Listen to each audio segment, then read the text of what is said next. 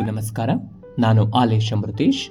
ಇಂದು GS ಶಿವರುದ್ರಪ್ಪನವರ ಅತಿ ಹೆಚ್ಚು ಪ್ರಾಸ್ತಾಪಿತ ಕವನಗಳಲ್ಲಿ ಒಂದಾದ ನನ್ನ ಅಣತೆ ಕವಿತೆಯ ಸಾಲುಗಳನ್ನು ನಿಮ್ಮ ಮುಂದೆ ವಾಚಿಸುವ ಸಣ್ಣ ಪ್ರಯತ್ನ. ಈ ಕವನದಲ್ಲಿ ಬಳಕೆಯಾಗಿರುವ ನಾನು ಎಂಬ ಶಬ್ದ ಅತ್ಯಂತ ರೋಚಕ ಪ್ರಯೋಗಗಳಲ್ಲಿ ಒಂದಾಗಿದೆ.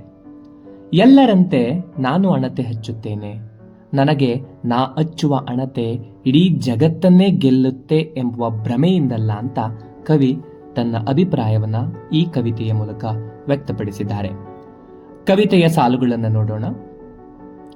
ಅಣತೆ ಹಚ್ಚುತ್ತೇನೆ ನಾನು, ಈ ಕತ್ತಲನ್ನು ಗೆದ್ದು ನಿಲ್ಲುತ್ತೇನೆಂಬ ಜಿದ್ದಿನಿಂದಲ್ಲ.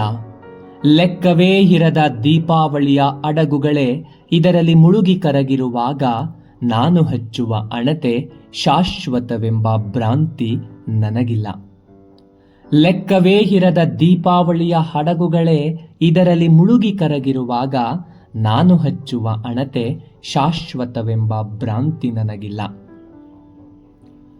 ಅಣತೆ ಹಚ್ಚುತ್ತೇನೆ ನಾನು, ಈ ಕತ್ತಲಿನಿಂದ ಬೆಳಕಿನ ಕಡೆಗೆ ನಡೆದೆನೆಂಬ ಆಸೆಯಿಂದಲ್ಲ. ಅಣತೆ ಹಚ್ಚುತ್ತೇನೆ ನಾನು, ಈ ಕತ್ತಲಿನಿಂದ ಬೆಳಕಿನ ಕಡೆಗೆ ನಡೆದೆನೆಂಬ ಆಸೆಯಿಂದಲ್ಲ. ಕತ್ತಲಿನಿಂದ ಕತ್ತಲೆಗೆ ತಡಕಾಡಿಕೊಂಡು ಬಂದಿವೆ ಹೆಜ್ಜೆ ಶತಮಾನದಿಂದಲೂ.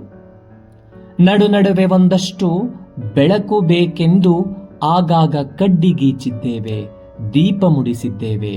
ವೇದ, ಶಾಸ್ತ್ರ, ಪುರಾಣ, ಇತಿಹಾಸ, ಕಾವ್ಯ, ವಿಜ್ಞಾನಗಳ ಮತಾಪು, ಪಟಾಕಿ, ಸುರುಸುರು ಬತ್ತಿ, ಹೂಬಾಣ ಸುಟ್ಟಿದ್ದೇವೆ. ತಮಸೋಮ ಜ್ಯೋತಿರ್ಗಮಯ ಎನ್ನುತ್ತಾ ಬರಿ ಬೂದಿಯನ್ನೇ ಕೊನೆಗೆ ಕಂಡಿದ್ದೇವೆ. ತಮಸೋಮ ಜ್ಯೋತಿರ್ಗಮಯ ಎನ್ನುತ್ತಾ ಬರಿ ಬೂದಿಯನ್ನೇ ಕೊನೆಗೆ ಕಂಡಿದ್ದೇವೆ. ನನಗೂ ಗೊತ್ತು ಈ ಕತ್ತಲೆಗೆ ಕೊನೆಹಿರದ ಬಾಯಾರಿಕೆ.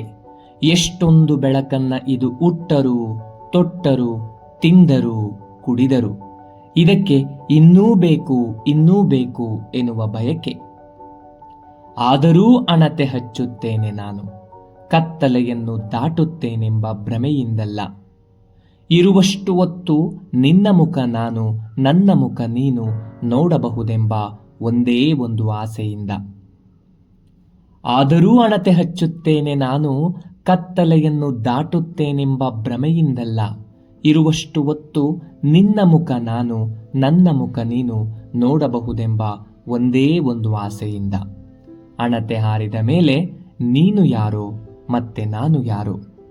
ಅಣತೆ ಹಾರಿದ ಮೇಲೆ ನೀನು ಯಾರೋ ಮತ್ತೆ ನಾನು ಯಾರೋ.